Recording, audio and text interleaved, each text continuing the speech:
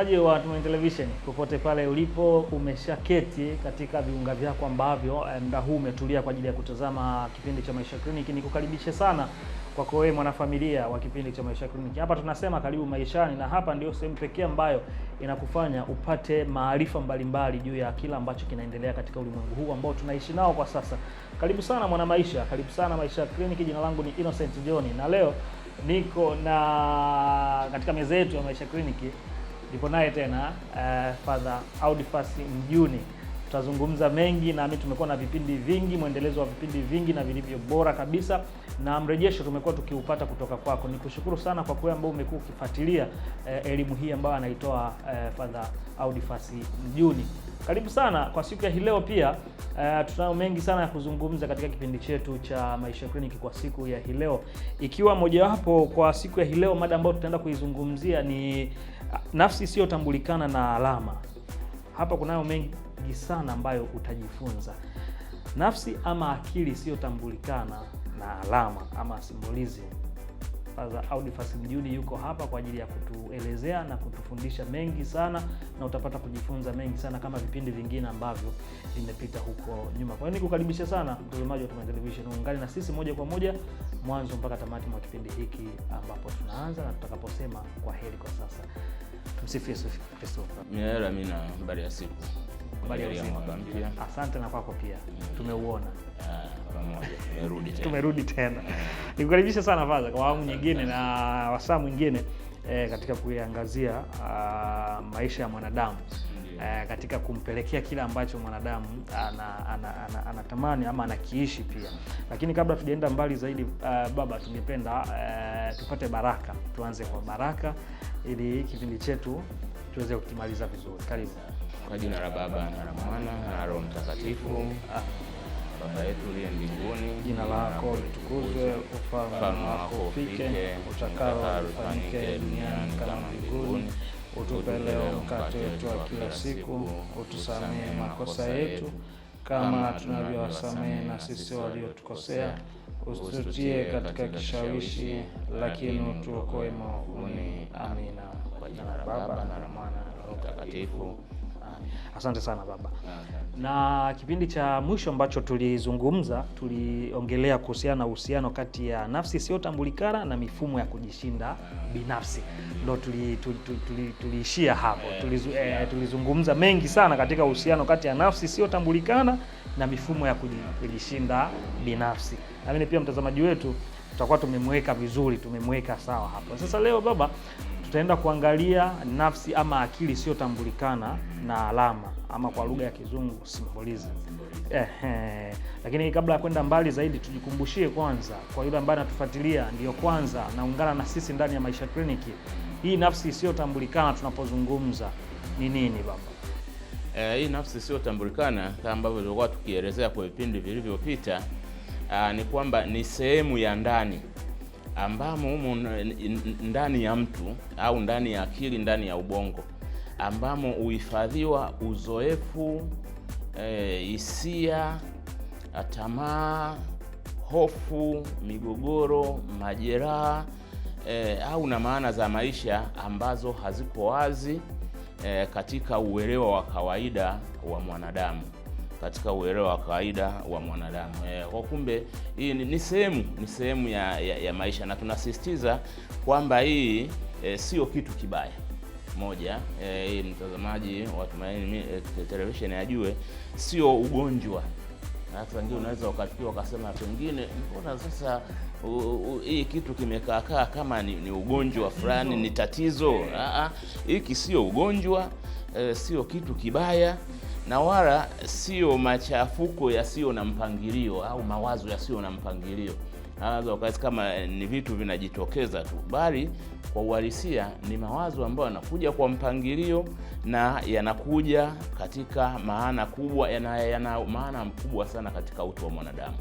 Haya hapa, na kama ambavyo tulijaribu kuyaelezea kipindi fulani, ni kwamba kinachopatikana hapa kutoka kwenye hii akili au nafsi isiyotambulikana, ni kwamba ni kuna kuwepo na uzoefu wa awali wa kihisia. Hisia zako ukiwa mtoto au ukiwa unakuwa au kwenye mazingira fulani, uzoefu wako ukoje? Uliumizwa au ulitendewa vizuri au ulifanyaje? Migogoro ambayo haikutatuliwa, pata migogoro fulani, ukafiwa na wazazi, pengine ukapata maumivu ambayo sasa ukupata mtu wa kukupitisha kwenye utaratibu mzuri, ukayatibu. Au ulikuwa unanyanyaswa kipindi fulani, lakini ukuja ukapata au kupata mtu wa kuja ukupitisha vizuri kwenye njia ya kukutoa huko. Au saa nyingine unakosa zile motisha za ndani, yani hauna kitu, morali ile inakosekana. Au kuna mazingira yalitokea ukakuta yakakuvunja ile morali toka ukiwa mdogo, sasa ikajijenga huko, au yalikupandisha morali ikawa nini, kwa hiyo ile kajijenga katika huo mfumo. Lakini kuna mazingira ambayo pia unaweza ukakuta yalikuletea either tamaa fulani ya vitu fulani, au yakakujengea hofu kuhusu vitu fulani, yakakujengea hofu kuvitu. Kwa hiyo sasa haya mazingira haya yakija pamoja, yanaweza wakakuathiri katika maamuzi yako kwenye maisha huku unakoendelea, akakuathiri katika mahusiano yako, ukakuta yanaathiriwa hivyo. Hata akakuathiri kwa shughuli zako za kila siku, kwenye kama sisi mapadri kwenye wito, kwenye utume wetu, kwa hiyo yanaweza akaingia huko, yakaingia kwenye maisha ya kiimani, ukajikuta maamuzi yako kuhusu imani fulani yanakuwa yanaathiriwa na hiyo. Lakini pia hata kama ni kiongozi, unaweza ukakuta mtindo wako wa uongozi unaathiriwa pia na haya mambo ambayo yanatokea, yamejificha kwenye ubongo. Kwa kumbe hii akili hii au nafsi hii isiyotambulikana, lazima tujue kwamba iko hai, inaishi. Hii iko hai na inafanya kazi muda wote, sio kitu ambacho tunaweza tukasema pengine kimejificha, kwa hiyo akionekani, kwa hiyo hakipo, au kinatokea ghafla au hiki ni kwamba kiko hai na kinafanya kazi. Na mwanasaikolojia mmoja anaitwa Amedeo Chenchini anasema kwamba hii nafsi isiyotambulikana haitulii. Asema haitulii, inafanya kazi muda wote. Huo umelala, huo unatembea, hata hapo ulipo unafanya kazi tu. Hapa nilipo unaongea, iko inafanya kazi. Anasema inasukuma mambo ili yale mambo yaweze kujieleza, ambayo yameniniuko yaweze kujieleza. Anasema inatafuta kutuunganisha na maisha ya kawaida ya nje, sasa hapa ya ufahamu. Najaribu kutoa yale mambo ambayo yatambulikane, yaunganishe kwenye mambo yanayotambulikana, kwenye maisha ya ufahamu. Kwa kumbe anasema kwamba hii sasa ikipuuzwa, wakati inapojaribu kufanya kazi, haitulii, inapojaribu kusukuma mambo yajieleze, inapojaribu kuunganisha yale ambayo yamejificha kule na haya ambayo unayaona kwenye maisha yako. Anasema sasa hii ikipuuzwa haipotei, inajijenga tena, inaongezeka tena. Itajieleza kwa njia zisizo za moja kwa moja. Itakuja ijieleze kwa njia ambazo sio za moja kwa moja. Sasa hapa ndo tunakuja kuongelea sasa ile sehemu ya pili ya kipindi chetu cha leo, ile alama au ishara au symbolism hiyo kwa Kiingereza, ndo inakuja kutokea hapo. Ili hizi alama sasa zinachukua hiyo nafasi muhimu ya kuja kueleza kile ambacho inabidi kielezwe katika nini isiyokuwa ya moja kwa moja. Kwa kumbe tunaweza tukaona muunganiko sasa uliopo hapo kati ya nafsi isiyotambulikana pamoja na hizi alama ishara katika maisha ya mwanadamu. Nikushukuru sana Father kwa kutukumbusha kwanza na kuweka sawa juu ya hii nafsi sio tambulikana, sio ugonjwa na sio tatizo. Umeweka vizuri, kwa sababu mtu mwingine anaweza akakutana na hiyo hali akaona mbona kama sio hali ya kawaida kwenye maisha yangu. Unakuta mtu anaanza kujiuliza hivi, hiki kitu ni nini? Mbona hii kitu sio cha kawaida kwenye maisha yangu? Anaona hili ni tatizo hili. Anaanza kutafuta njia mbadala. Ndo tuko hivyo. Kumbe ni jambo la kawaida tu la saikolojia ya kawaida, ungeweza ukaenda nalo vizuri, likamalizika vizuri. Lakini ukashangaa watu wanaanza kwenda wanakula hela zako. Leta kuku si wa kijani, fanya nini? Njoo na mayai, mtu anaenda kumtengenezea tu vitamini huko. Umeona? Kumbe ni kitu ambacho mtu alipaswa tu apewe elimu, aelekezwe tu, ajue kwamba hiki ni kitu ambacho unaishi nacho, ni asili yako. Kuna maisha ambayo uliyapitia pengine na hii baba ni vile tu inajijengeka ukiwa mdogo, vitu vimepita ukiwa kwenye umri mdogo, ama hata akiwa mtu mzima. Kuna vitu hata ukiwa mtu mzima hizi zinaendelea, sababu ni uzoefu.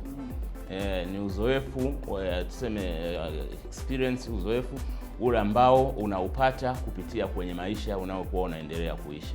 Kwa hiyo kuna mambo hata kama ni kwenye umri wa kati au mtu mzima anakuwa anatokea, au unayapuuzia au yanakuumiza au unayapenda, lakini unakuwa hauyaishi moja kwa moja kwenye maisha yako. Kwa hiyo kumbe sio utoto tu, hii inaendelea kwa kadri ambavyo unavyokuwa unaendelea kuishi. Asante sana baba. Turejee sasa, leo tunazungumzia kuhusiana na hapo tulikuwa tunakumbushia tu, kwa sababu vipindi vingi ambavyo vimepita tumeizungumza sana nafsi sio tambulikana. Kwa mfano kama kipindi kilichopita tumekumbushia tu, tuliangalia uhusiano kati ya nafsi sio tambulikana na mifumo ya kujishinda binafsi. Sasa leo tutaiangalia hii nafsi ama akili sio tambulikana na alama. Tuzigusie sasa. Tuanze kwanza kujua hizi alama. Mtu anaweza akajua labda ni alama za barabarani. Sasa Father leo anaongelea tena alama za barabarani. Hizi alama tunazozungumza leo ni alama za namna gani baba? Asante. Hizi alama tunazozungumzia leo hizi naweza nikaziita kama ni Kiswahili lakini ni Kiingereza pia. Sema kodi. Hizi unakuta vijana wa sasa hivi, nipe kodi. Nipe kodi, kufungua ile kodi fulani. Sasa hizi tunaweza tukaziita ni hizo kodi za kisaikolojia ambazo zinakuwa zinajitokeza katika kwa lugha maalumu ambayo hiyo akili sio tambulikana au nafsi hiyo hutumia kujieleza pale ambapo haiwezi kujieleza moja kwa moja. Kwa hiyo zinakuwepo hizo kodi, ukiweza kuzifungua na shida ya kodi huwa ndio inakuja hapo. Uweze kuifungua utaelewa inachowakilisha. Ukishindwa kuifungua hii lugha hii ya kodi hii ya alama, hautaweza kuelewa chochote. Na ndio maana kwa mfano hizi tukija hata kwa maisha ya kawaida tunasema kila tamaduni zinakuwa na kodi zao. Ndio tunaongelea ishara zao. Ndio tunaongelea kwa mfano kwa Kiingereza nasema dressing code. Namna ya kuvaa. Nikivaa hivi hii inamaanisha nini? Nikivaa namna hii inamaanisha nini? Kwa mfano mtu kavaa nguo fupi, kwa mila za Kiafrika tafsiri yake ni nini? Kisha kuona tu vile najua wewe kuna mambo yako fulani hapa, aidha unafanya biashara, unatangaza, au nikitumia nikaanza kucheka. Kuna baadhi ya utamaduni ukianza kucheka watu wanaweza kaanza kodi yao inafunguka, huyu karewa, huyu walevi ndo wanachekaga. Kwa hiyo kumbe kuna sasa hapa tunapoiongelea hii akili sio tambulikana, nafsi sio tambulikana, nayo matumizi ya hizo alama ndo hizo tunazoziongelea alama za mfumo huo. Ni lugha maalum ambayo akili hiyo inaitumia ili kujieleza pale ambapo kujieleza kwa moja kumeshindikana. Kwa hiyo inakuja katika na hii baba, kabla haujaenda mbali niunganisha hapo na swali langu. Ndiyo. Na hii inamfanya mtu sasa awe na ufikiri ule wa ndani zaidi. kwa sababu ikishatokea ile alama inamfanya mtu lazima afikiri zaidi ili kuweza kuifungua ile kodi. Na lengo hasa la hii alama ni kukufanya, tutaona baadaye, kuunganisha haya maisha yako ya nje na kile ambacho kiko ndani, hiki ambacho kiko ndani. Kwa hiyo inakuhitaji uzame zaidi, ufikirie, uingie kwenye maisha ya ndani ili uweze kuunganisha haya mambo mawili yote. Hiki unachokifahamu unakiona kwa maana unakiishi, alafu sasa na hicho ambacho kunajaribu kujieleza kutokea huko, ili vyote viweze kuungana. Na kama ambavyo tumesema kuhusu akili sio tambulikana, hata hizi alama hii alama hizi na zenyewe haziji kwa bahati mbaya, sio za bahati mbaya, na pia tunaweza kusema sio mapambo kwamba labda zinakuja kwa ajili ya kupamba mawazo yako uliyokuwa nayo. Hapana. Na sio kwamba ni masuala ya usanii sijui nini, ujanja. Hii tunasema kwamba mwanasaikolojia mmoja anasema kwamba ni njia muhimu na ya lazima ya mawasiliano kati ya akili au nafsi sio tambulikana na akili ya ufahamu, kama walivyokuwa umesema. Sawa. Kwa kumbe ni njia muhimu na ya lazima ya mawasiliano, ili hizi sehemu mbili ambazo ni kisaikolojia ni sehemu muhimu kabisa kwa mwanadamu, hii isiyotambulikana iliyojificha na hii ambayo inafahamika, zisipoishi katika muunganiko, hapa mwanadamu unaenda kuwa unaishi kama upande mmoja tu. Kwa hiyo sasa hizi alama zinakuwa zinajitahidi kuunganisha hiyo sehemu.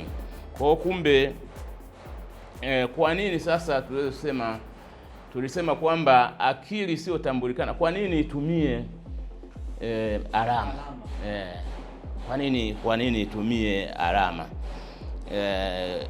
Kwa kumbe hii inatumia alama, tunaona hata kwenye maisha ya binadamu ya kawaida, maisha ya nje. Kwa mfano, mmefika mahali kuna ile barabara 4 zinakutana. Pale nyote hamwezi mkavuka kwa pamoja. Lazima msubiriane. Mtatengeneza alama zenu fulani hivi ambazo ikifanya hivi, huyu itakuwa inaonyesha kwamba wewe nenda. Wewe baki. Wewe njoo. Wewe sasa jiandae. Sio nini? Bila kukuambia tu jiandae. Lakini alama ukiona tu kule tayari kwenye akili kule nini, kodi inafunguka. Unajua sasa hapa naambiwa tembea. Akija mtu ambaye hajui ile, hajui kwamba yeye namwambia tembea, mtagongana sana pale. Mtagongana sana. Kwa kumbe ndio. Na zamani fadha samani, unakuta kwa mfano kama vijijini huko kuna kitu kinatokea. Kikija kutokea baada ya miaka fulani, mtu akikiona anakumbuka hiki kimejitokeza leo. Anajaribu kuikumbusha ile akili kwamba kuna kitu kilitokea cha mfumo huu. Cha mfumo huu. Au kuna saa nyingine unaweza ukalala, kwa mfano ukaota kitu fulani, alafu baada ya miaka mitatu au siku kadhaa au miezi kadhaa ukakutana na tukio ambalo moja kwa moja likakurudisha kwenye ndoto ulishaiota hata miaka 3-4 iliyopita. Ndio hiyo sasa, hiyo alama kuleta uwiano, kuleta muunganiko. Kumbe kuna muda mwingine hii nafsi sio tambulikana inamsaidia sana mwanadamu katika kufanya mang'amuzi kwenye shughuli zake zingine. Na ndio maana nimekuambia hii ni mifumo ya muhimu na ya lazima. Akikosa utakuja utuambie fadha, na mtu akiikosa hii, kuna uwezekano wa mtu kuikosa hii? Hapana. Ila kuna uwezekano tutaona mtu wa kukataa. Yaani anakataa kuitumia, anaikandamiza, anajifanya aoni, huku kuna uwezekano huo. Lakini kwamba kuikosa lazima utakuwa nayo, kwa sababu hii tunaona kwamba inajieleza kupitia kwenye picha, ile picha ya kuijenga kichwani. Inaweza ikajieleza kupitia kwenye ndoto, na nishasema pale. inaweza ukajieleza kupitia kwenye mawazo ya kawaida ya ndani, tunazitaga fantasies kwenye saikolojia. Unajenga tu mawazo fulani ya ndani, unaona, inaweza ikajieleza pia kupitia kwenye hisia. Hisia, nakumbuka zamani wakati tulikuwa tunafuatilia sana muziki wa reggae, ana pale weka picha afu Bob Marley anaimba huku mpaka kafumba macho anafanya hivi, wanaandika Bob Marley akiimba kwa hisia kali. Sasa kuna hapo inaweza ikajieleza unapo nini kwenye hisia zile, unahisi kama mpaka unapata picha fulani au unajenga uhusiano fulani kati ya kilicho ndani yako na kile kilicho nje mazingira yako, ambacho unakiona, unaunganisha hapa mpaka unaweza ukaona kama mtu kapotea hivi, hayupo kwenye ulimwengu hapa, yuko kwenye hiyo matumizi ya hiyo alama na hiyo akili yake. Inaweza kajieleza kwenye tabia zinazojirudia rudia, hizo alama zikajionyesha kwenye tabia zinazojirudia rudia, kwamba kuna kitu unakifanya alafu baada ya muda unajikuta tena unakirudia kila. Alafu tena unakirudia. Kwa kumbe inaweza kaa inakuambia bwana, either hii hapa kuna shida fulani, huu ni ugonjwa wako, hapa uko dhaifu, hapa acha. Ndio maana inakuwa linakuja kama kukuambia. Na ndio maana tunasema hizi ni ishara, sio uadui, sio ugonjwa, ila ni alama zinazokuja kukutaarifu kwamba hapa aidha unafanikiwa ama hapa kuna shida au hapa haujakomaa. Kwa mfano tuseme una shida ya matumizi ya pombe na vilevi. Unaweka mpango wako ili kuachana na ile kitu, lakini kwa sababu hujaunganisha maamuzi yako na uhalisia ambao upo hapo, unajikuta mpango upo lakini hautekelezeki. Watu unakuwa inakukumbusha wewe hapa hujakoma, hapa bado ni dhaifu. Rudi urekebishe, ukue sehemu hii. Kwa kumbe hii inakuwa sio kama nilivyosema, sio uadui bali ni ishara. Na mwanasaikolojia mmoja anasema kwamba hizi alama ni daraja kati ya ulimwengu wa ndani na ulimwengu wa uelewa wa nje. Kati ya ulimwengu wa ndani na ulimwengu wa uelewa wa nje. Nashukuru sana Father, ni mengi sana ambayo tumezungumza hapo na umeweka sawa. Hizi nafsi sio tambulikana tumeiona. Maana ya alama na vitu vingine vingi ambavyo umevigusia hapo katika. Sasa tukiwa tunaelekea katika kuweka mapumziko mafupi, alama za maisha ya mwanadamu. Nafikiri kama tunaenda kuweka mapumziko mafupi, hebu warao tuone hata mifano miwili ya hizi alama. Mifano tu miwili.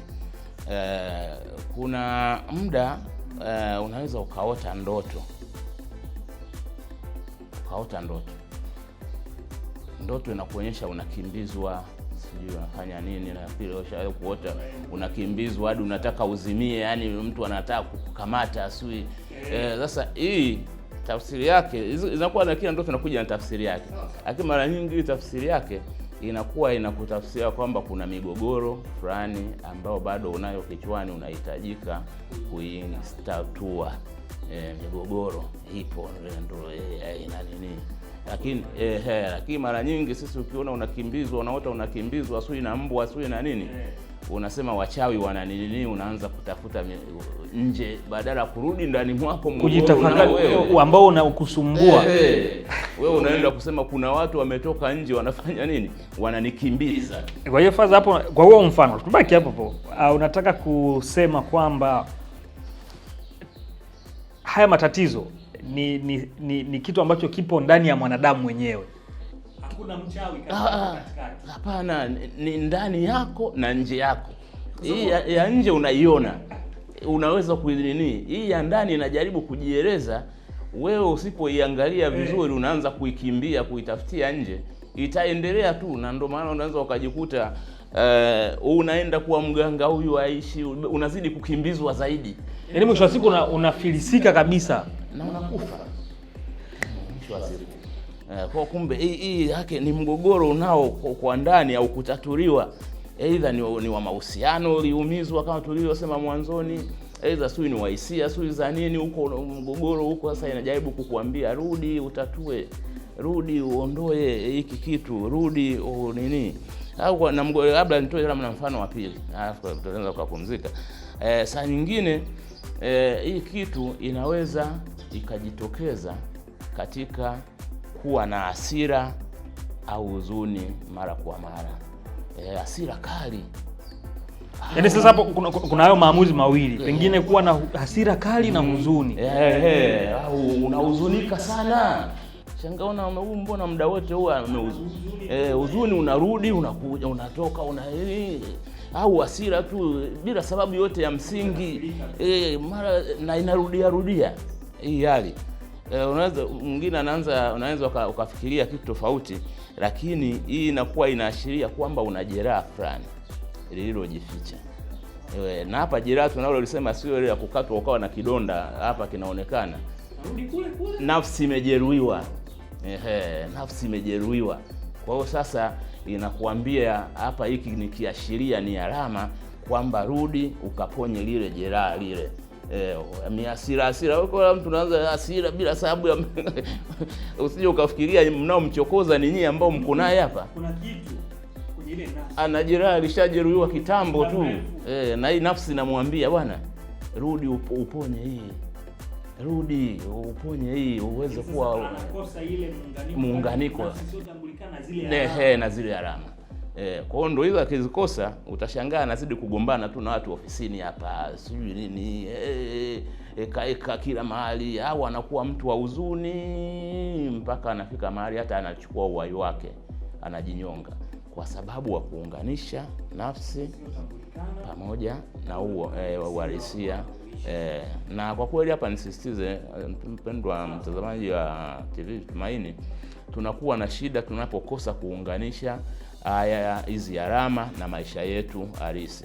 Tujitahidi tusianze kutafuta maana ya kile tunachokiona nje yetu, bali kwanza turudi tutafakari kwenye maisha yetu, tuanze kutafuta hiki kitu kinachojirudia kinataka kuniambia nini kuhusu maisha yangu mimi, mapito yangu na kule kote ambako nilipita. Utaweza kupata. Mimi nafikiri baba, niibie dakika moja kwenye mapumziko hapo, kwa sababu jamii ya watu walio wengi kwenye huu mfano, kwa mfano ulioutoa, wanakimbilia nje kwenda kulitatua tatizo. Ndio hapo tumezungumzia kwamba unakuta anamaliza kila kitu hata ndani. Mtu sahihi, kwa mfano kama hivyo unatoa elimu hapa, kuna wachache ambao wanaelewa, wanaweza wakamfuata mtu akamuelezea situation anayoipitia ama hali anayoipitia.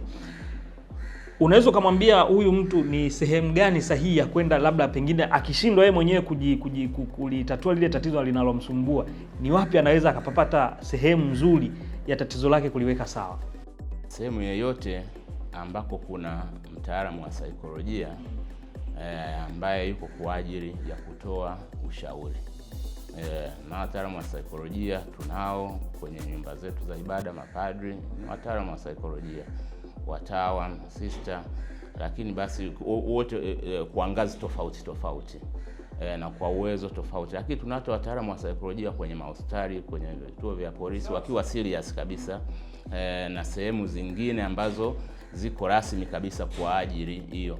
Kwa kifupi niseme atafute wale wataalamu wa ushauri.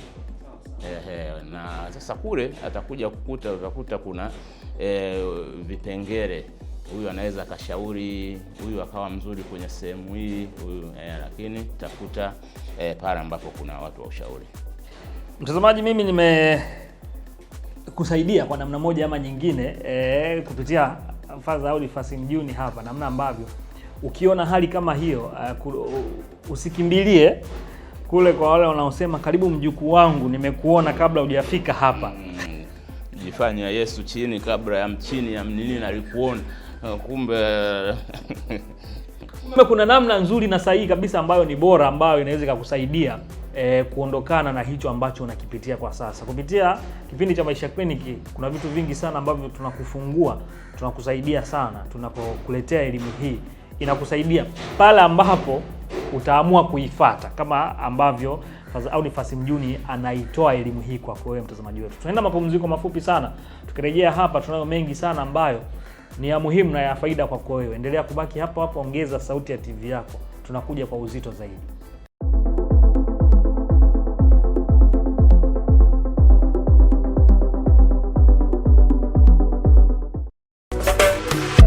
Nyumba bora hujengwa na mwanamke, lakini pia mwanamke huyu ni pambo la nyumba, na panapo haribika kitu kwenye familia, mwanamke huwa wa kwanza kukulaumiwa. Tukutane hapa kujadili kwa kina. Karibu kwenye Nyota ya Mwanamke. Nyota ya Mwanamke, Jumapili saa 8:30 mchana na marudio Jumanne saa 3 kamili usiku, hapa Tumaini Television. Mtazamaji, upendo, yani nikikwambia katika kwaya hii kuna pea wewe. Na wao walikuwa wanawafundisha watu katika misingi hiyo. Sasa wale waliopata misingi kutoka kwenye huo mfereji hawasepetuki. Jamani, wanapendeza Ndio. Mtazamaji, kwa Yesu ni raha kuimba raha Uliniona toka mbali. Wake Mungu, tazama mimi galigalia, karama ya kuimba.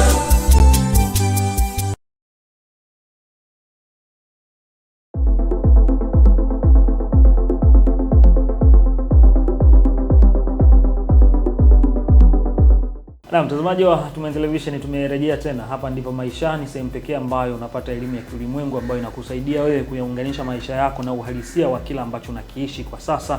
Karibu sana katika kipindi chetu. Na kama ndiyo kwanza unafungulia TV yako, hii ni kipindi cha Maisha Kliniki. Niko na Audi Fasi Mjuni. Tupo hapa kuzungumza na wewe juu ya nafsi ama akili isiyotambulikana na alama ama symbolism. Karibu sana uweze kujumuika nasi katika elimu hii pana na jumuishi ambayo ina manufaa makubwa sana. Baada ya mapumziko mafupi, sasa tumerejea tena ili tuweze kuendelea na kipindi chetu. Karibu tena baba, na sasa tuangalie sasa hizi hatari za kupuuza alama katika maisha. Ndio. Mwanadamu anaweza, hatari ipi ambayo mtu akipuuza katika maisha yake anaweza kukutana nayo? Pengine hizi alama zinapojitokeza, mtu mwingine anasema acha mimi niende. Huyu mwanasaikolojia Amedeo Chenchini anasema kwamba malezi ya kweli sio kubadilisha tabia kwa nje, bali ni kuunganisha utu kwa ndani. Kwa hiyo anasema kwamba bila kusikiliza alama, bila kuzitafakari, kuzitafsiri vizuri, anasema kwamba ukuaji unakuwa ni wa kimaadili tu, lakini hauendi ndani. Hapo ukiamua ukapuuza au usipoona, inaishia tu inakuwa ni ya kimaadili tu basi, kwa sababu huwa tunasema labda atuli nyama Ijumaa. Inakuwa ni maadili tu, ni kwa sababu tu tunasema watu watanishangaa, maadili yetu anasema Ijumaa kuu tusile nyama, lakini ndani haujashawishika.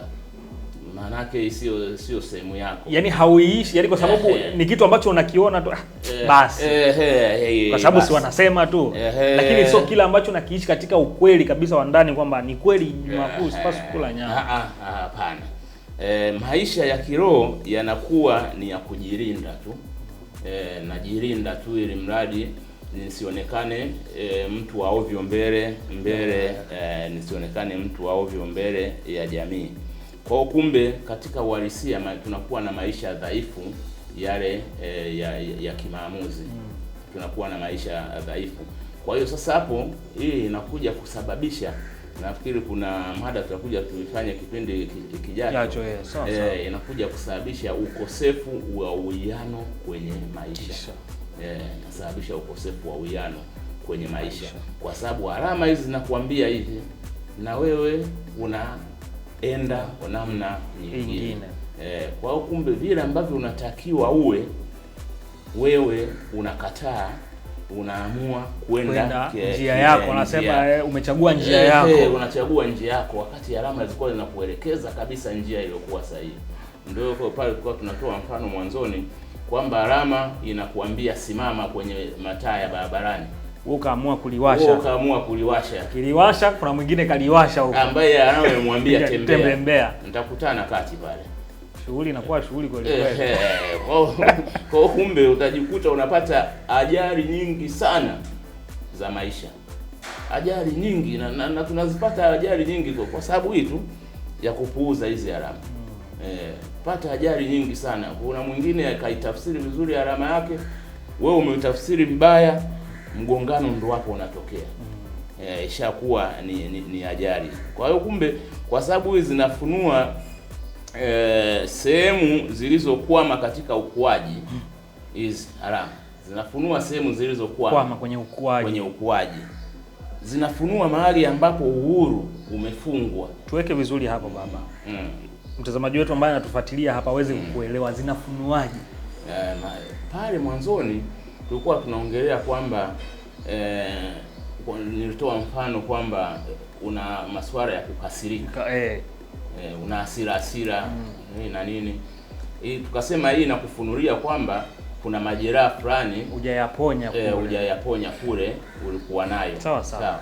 Maana yake katika hiyo sehemu ya kutawala hisia, tunaita emotional quotient. Ile sehemu ya kutawala hisia hiyo haijakuwa ikaimarika. Ndio maana bado ile jeraha lipo. Utaenda kulitibuje? Ni kwa kuenda kupiga hatua za kuweza kutafuta njia za kutawala miemko yako. Sawa. Lazima hapo sasa ukakue kwenye hiyo sehemu ya kutawala miemko yako. Ndio utatibu hilo jeraha, utaacha kuwa na nini? Na hasira. Hapo sasa tuko sawa. Wakumbe kama kwa hiyo niseme nini, naanza kusema nini ya kwanza. Utajikuta unapata ajali, utajikuta haukui kwenye hizo sehemu hizo ambazo najaribu kufunulia kwamba hapa una shida, wewe unapuuzia, unaona hii sijui, hautakuwa, utadumaa. Kwa kama ni sehemu ya kutawala miemko, hautakuwa, utadumaa. Au tunasema kwamba tunaweza tukaunganisha na hiyo, anasema asiyesikia la mkuu huvunjika guu. Au mkuu mwenyewe ndo huyu unayempu. Ndo huyu hapa, huyu ndo mkuu mwenyewe. Huyu ndo mkuu mwenyewe.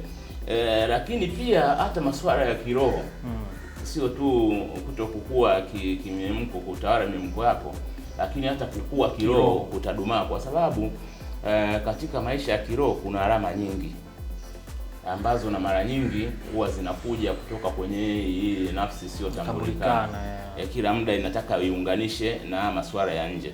Kwa mfano tunaposema mamlaka ya kanisa, kwa mfano mamlaka ya kanisa, hii ni alama ambayo sasa hii, ili uweze kutii mamlaka au kuenda nayo vizuri, lazima uunganishe na kile ambacho kiko ndani yako. Ulilelewa vipi katika kufuata taratibu. Kwa hiyo ukiona unaingia kwenye migogoro mara nyingi na mamlaka na nini, jue kuna sehemu katika makuzi yako kwenye ubongo wako ile na kuambia jitahidi ujifunze namna ya mahusiano mazuri na mamlaka na uongozi na nini. Sasa mtu unaweza ukaingia kwa mgogoro mara ya kwanza, mara ya pili, mara ya tatu, mara ya nne, mara ya tano, maana yake hapo huko unakimbia. Huko unakimbia. Na nafikiri unajua maana ya kuingia kwenye migogoro na mamlaka mwisho ni nini. Mwanasaikolojia mmoja anaonya kwamba alama hizi zinaweza kutumiwa bila kujua. Kwa kuna na ndio athari nyingine ya tatu. Yaani zinatumika bila kujua. Unazitumia lakini haujui kama umefungua ile kodi. Hujui kama ile kodi umeifungua. Kwa hiyo unatumia bila kujua. Na anasema hii mara nyingi huwa tunazitumia hiyo kwa sababu tunataka kuficha hofu. Yaani sitaki nionekane kama naogopa. Kwa hiyo alama inapokuja inanieleza namna fulani, mimi nitajitahidi kujitutumua, kuongea sana, kufanya nini. Yaani unajaribu na mazingira yale pale. Kumbe niko naitumia hiyo, lakini sijui, kwa hiyo sasa inaenda kinyume chake. Kwa hiyo kumbe anasema kwamba kuna uwezekano ukaitumia au kuhararisha utegemezi. Kuhararisha utegemezi, hali inakuja inakuambia unajikuta we kila muda uko katika kuomba tu. Unarudia tena kwenye kuomba tu. Na unaipokea hiyo hali unaendelea nayo. Watu wakuuliza unaunganisha na yale matukio yako ya nyuma, mimi nilifiwa na baba, nilifanya nini, akishafikisha miaka 30 40 na nini. Huko unaunganisha na ile nini ya nyuma, unahalalisha tu, unakwepa uwajibikaji. Kwa hiyo unaweza ukitumia vibaya utajikuta umeenda kuangukia huko, na mwisho na sasa hii ya kufunika majeraha ya ndani. Mimi bwana, mimi ni mjane, mimi naonewaga tu, mimi kumbe hii ilikuwa inajaribu kukuambia sasa hizi unganisha maisha yako ya kule nini nyuma, ambao mashida ulizokuwa nazo, jiongeze, jiendeleze, utoke kwenye hali ya uyatima. Mtu anabaki pale yani anang'ang'ania, yani imeshampa kabisa kwa sasa hivi tunatakiwa tuvuke huu mstari tuondoke, lakini yeye anang'ang'ania kukaa kwenye ule unyonge.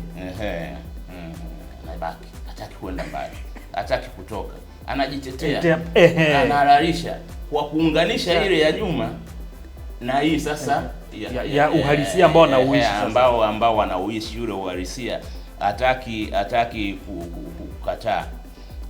Kwa hiyo unaweza ukakuta kwa mfano mtu anaamua kujitesa tu. Kujitesa kupita kiasi. Labda anakula ovyo ovyo, una uwezekano wa kula chakula kizuri, miogo mizuri asubuhi. Sawa. Ukanua miogo yako mizuri ukachemsha ukanini, lakini anaamua kujitesa, nitakuwa nakula mara moja kwa siku. Kumbe hapa kiuhalisia anachokifanya anajeraha kujikataa yeye ndani ya nafsi ya kujikataa binafsi ile. Lakini yeye anahisi kwamba pengine nafunga, sisemi watu wasifunge, au anahisi kwamba sijui anafanya tendo fulani sijui la afya, sure mara moja sijui, kumbe wanasema diet. Diet.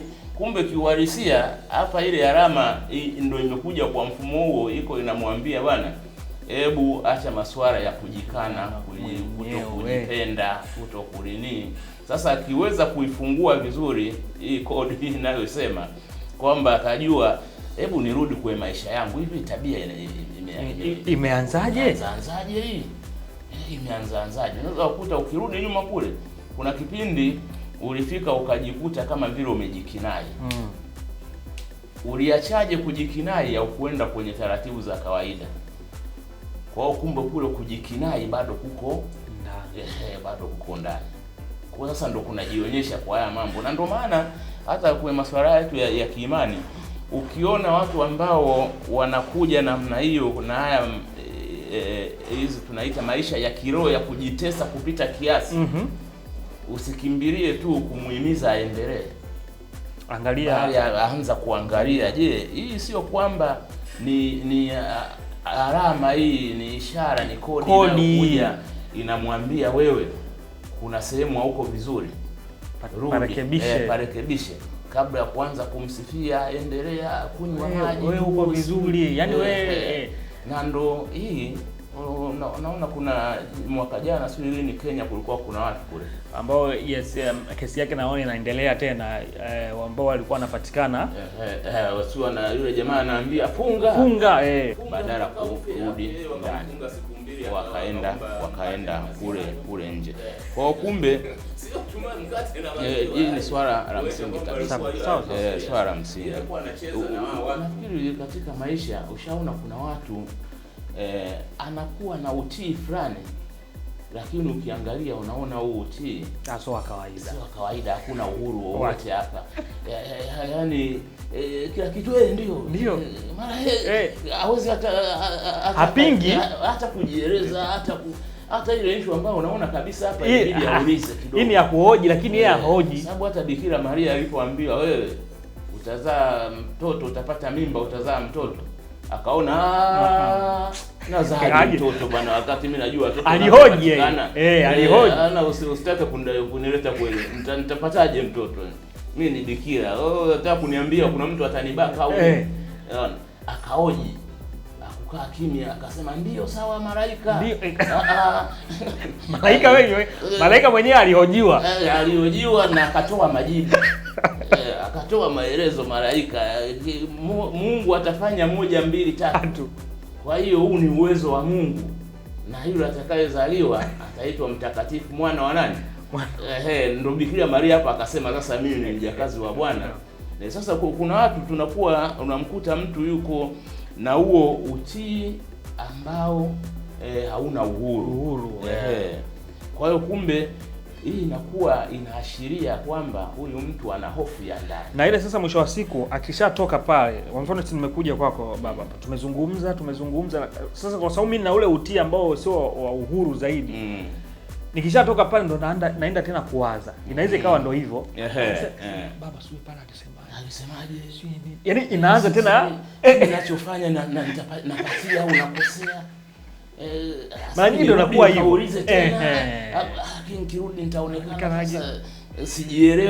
Maana tukirudi kwenye huo mfano wa Bikira Maria uliozungumza baba, maana na yeye asingehoji kwa malaika kupewa ile majibu, maana angeenda akaanza kuwaza. Sasa hapa sio kabisa. Nikienda mtoni sio nitakutana na mwanaume huko na ukakuta akaenda akafanya mambo ya ajabu, si alimwambiwa atazaa mtoto bwana. Lakini kwa sababu asingehoji pale, angerudi akaanza sasa nikienda kuteka maji kule ndio itakuwaje? Maswali yangekuja mengi. Yangekuja mengi sana. Kwa hiyo kumbe hizi tunaambiwa kwamba ili tutaka kwenda vizuri katika mazingira, tutaka kwenda vizuri, lazima tujifunze kusoma kidogo hizi alama. Kuzisoma. Baada sio kuzikandamiza. Zikija jitahidi kuzisoma, sio kuzikandamiza. Na huyu mtaalamu wa saikolojia anasema kwamba badala ya kuuliza maswali, kwa mfano malezi yenye anasema badala ya kukandamiza malezi, kuuliza maswali, kwa mfano kwamba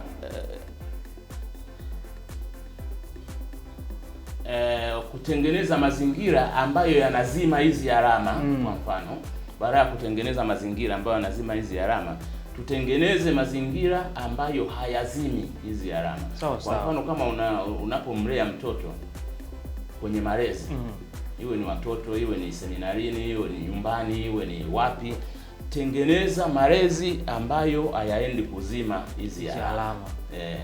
Kwamba kama imetokea huyu mtu anaonekana hajakuwa na ukomavu wa kutawala hisia, badala ya kumtengenezea mazingira ya hofu ya kuuliza, ya kujieleza, ya kukua, mtengenezee mazingira ambapo sasa atakuwa na nafasi ya kuhakikisha anakuwa kwa kuweza kutawala hizo hisia zako.